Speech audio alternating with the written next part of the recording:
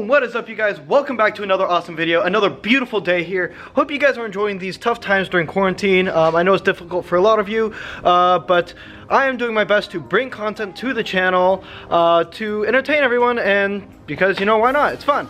But with that being said, today we're going to be talking about the top 5 things I hate about the TC.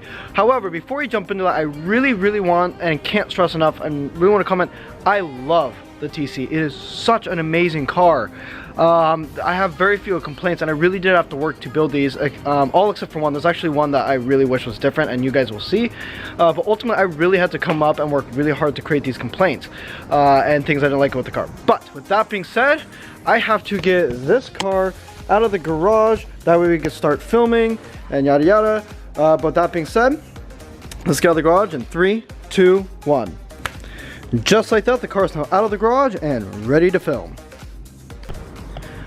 Alright, first up on the list of the 5 things I hate about this car is number 1, which is the drivetrain. I love the way this car drives. Don't get me wrong, it is fun. It's a great car to drive, but my main complaint, and the true one that I actually really wish was changed, is it is front wheel drive. More than anything, I wish this car was rear wheel drive, or at least all wheel drive. I mean, it drives amazing. It is fun, it is sporty, it's just this wonderful car. It's reliable, it's practical, but it's front wheel drive.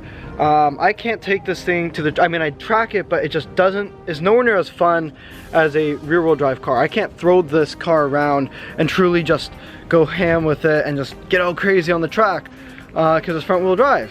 You know, the Porsche, when I take that thing to the track, I really can't get the rear end out on this car and have a lot of fun with it and throw it around. The back end will come out, I can spin that car and it's fun. This car, on the other hand, it's a lot more difficult to do that too. But seriously, don't get me wrong, I love this car and the drivetrain is absolutely amazing. The main and biggest complaint I have is the front wheel drive, because you do get a lot of the issues with front wheel drive, such as you know, just with turning and speeding up and all that. There's a lot of those general issues that you get with front wheel drive cars, but overall it's not something that is the end of the world. Again, the car still drives amazing. I mean, you can't, it's awesome. I really can't complain about the car that much. I'm being really nitpicky here, but I think the biggest thing I would have wanted them to do would be to rear wheel drive this car, or how to come out of the factory like that. I think they would have done a lot better. I definitely would have liked it a whole lot more how they done that, but unfortunately they didn't. But hey, what can you do?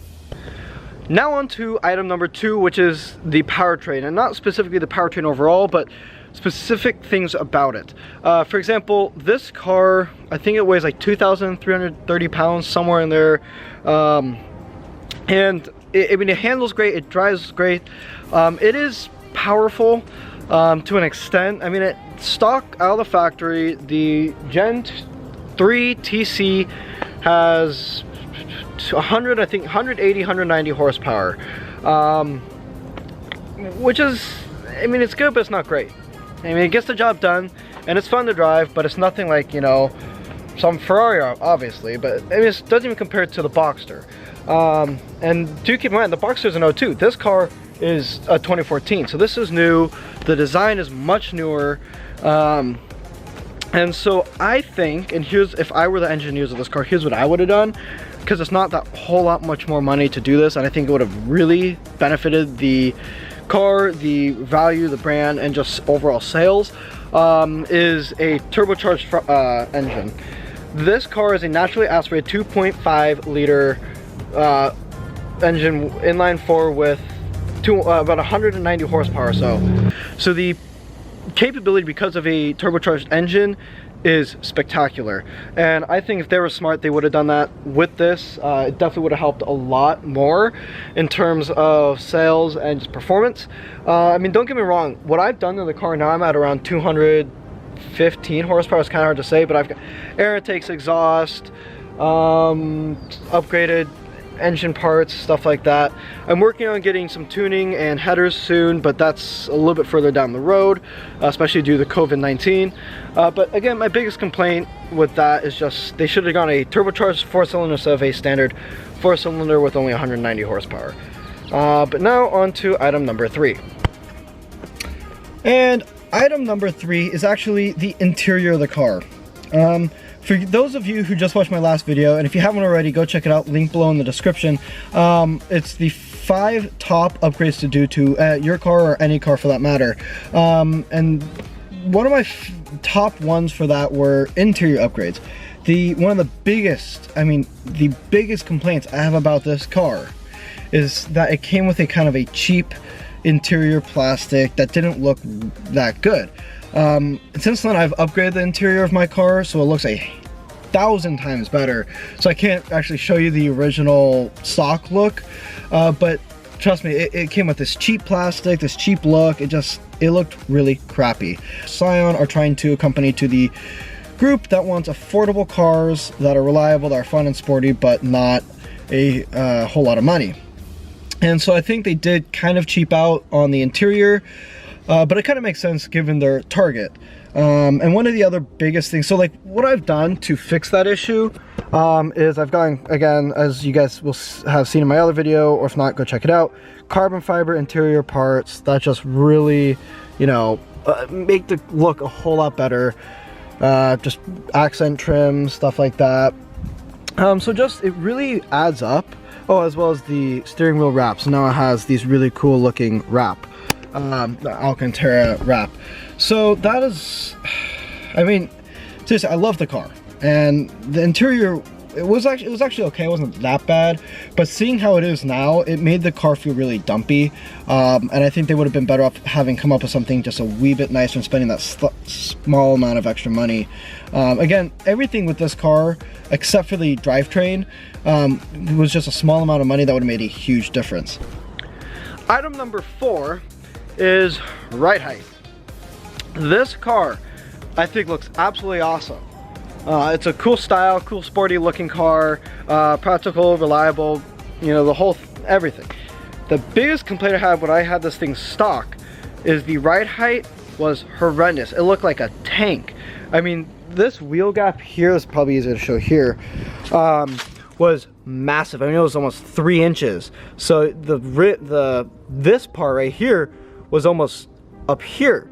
And so it just looked like this big, massive, bulky, just tank of a car, which I did not like. And again, this could just be me being really picky. And I did have to work to find these things I did not like about this car.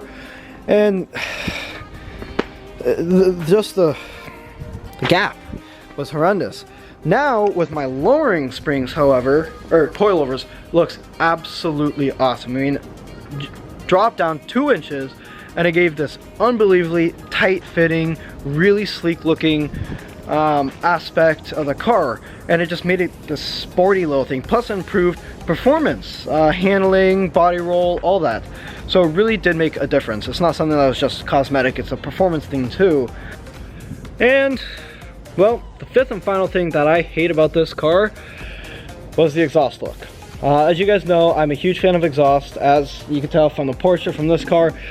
As you guys, if you haven't seen, please go check out my other video on the 5 top mods to your car. But one of my biggest mods in cars are the exhaust. The exhaust on this car actually sounded decent, stock's debatable, but it sounded okay. The biggest complaint I had about it though was it did not look good. It was this tiny little exit on the left here. That's just this tiny little hole. And then the exit was like stuck in like 5-6 inches, and it just looked really shitty. And my biggest complaint was it just cool looking car, but it just looked very dopey. And it didn't sound that great compared to how it does now. And so my biggest thing I think Toyota should have done is done dual single exits on each side. Again, not a whole lot of money being put towards that, and it would change the look drastically. And again, being very nitpicky about this, but seriously, just the small things I'm looking at here. The stock exhaust looked absolutely horrendous, and now again, because I was able to fix and change things and upgrade it and blah blah blah, I have now created one of the coolest TCs out there, because it has and is one of the only well, actually, technically, I now know is the second TC in the world with a quad exhaust, because someone who watched my video previously, saw my previous video, heard what I did with the dual exhaust, or the quad exit exhaust, absolutely loved it. They also had have a TC, and then they did the same exact thing as I did. Went into the shop, worked with them, and created a quad exit TC.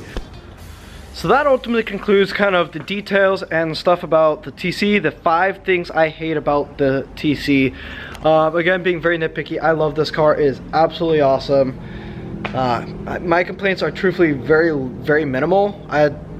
The main one again is the rear wheel drive, should have been, but other than that, my complaints, I had to come up with ones that were legitimate, but truthfully they don't really bother me too much. But if I could change anything about the car being stock, that's what it'd be. For upcoming videos, we have the 5 things I love about the TC, the 5 things I love and hate about the 2002 Porsche Boxster, just Porsche Boxster in general. Both of those will be different videos. We have, I think, an update coming to the C8 orders soon. It's kind of hard to say because coronavirus is slowing things, but the car is actually in the factory and starting to be built soon, so that's awesome. But with that being said, guys, I hope everyone's having an awesome day. You know, be sure, try and get out of the house. Coronavirus is kind of a pain in the butt, but you can't let it get to us. Get out, you know, go on hikes, stay isolated, stay in quarantine if you can. But you know, you don't have to be afraid to go out of the house occasionally. It's good for you to do that. But that being said, guys, I hope you guys enjoyed today's video. As always, it was a blast to make. Be sure to subscribe and like if you haven't already. Every subscriber and like helps the channel so much. I've been getting so much positive feedback from viewers recently, and it's absolutely awesome. The channel is starting to gain serious traction, and I hope we start to grow a lot more. But we're finally starting to get there, and it's absolutely awesome. I've been feeling the love. Thank you guys so much. I cannot thank you anymore. Again, though, seriously, if you haven't already, be sure to like and subscribe because every single person helps. But with that being said, see you guys next video. Hope you guys have an awesome day, and be sure to be you. See you guys later.